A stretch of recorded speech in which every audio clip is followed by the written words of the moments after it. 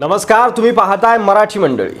बीड जिल्ह्यातील केज तालुक्यातील विडा येथे आवादा कंपनीच्या कॉपर वायरची चोरी झाल्याची आणखी एक धक्कादायक घटना समोर आली आहे। आवादा कंपनी कोणीतरी बोरटे चोर बेर असतील, मला वाटतं त्यांनी आवादा कंपनीने पुढे येऊन हे आकाच्या सहकार्यांना ह्या पूर्वी सवय लावलेल्या आहेत। हे इकडून नाही मिळालं आकाच्याच लोकांनी जाऊन हे चोऱ्या करायच्या। आता पाय बांधल्याच्या नंतर तो सुरक्षा रक्षक काय करणार।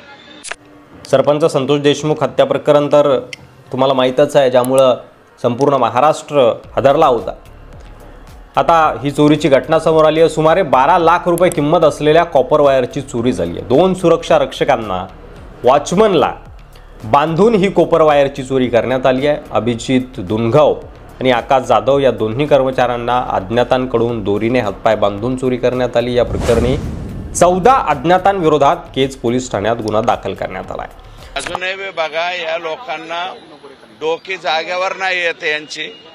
हे असंच एका दलित समाजाच्या वॉचमनला मारहाण करण्याच्या नादातच एवढी मोठी घटना घडलेली आहे खंडणी प्रकरणामध्ये, तरी सुद्धा अजून डोके जागेवरती यांची नाही आहेत। हे अजूनही माझं मत आहे की आकाच्याच कोणीतरी सहकार्याचे हे बघा, आता 2-4 दिवसात ते आरोपी सापडतील, त्याच्यामध्ये 100% हेच लोक असणार। आवादा एनर्जी कंपनी पवन ऊर्जा कंपनीचे पवनचक्की उभारणीचे काम सुरू आहे।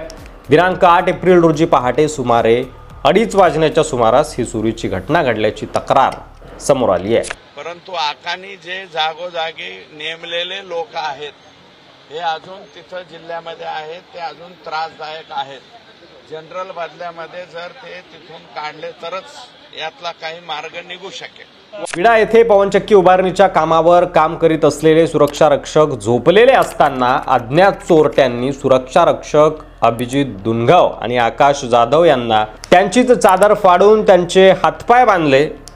पवनचक्कीचे केबल व इतर साहित्य त्यांनी त्यानंतर चोरून नेलं। साहित्य चोरीची माहिती आवादा कंपनीच्या अधिकाऱ्यांना सुरक्षा रक्षकांनी दिली।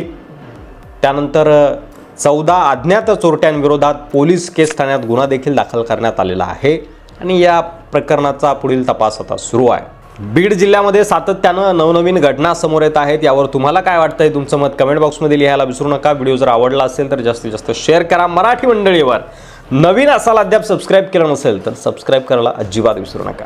धन्यवाद।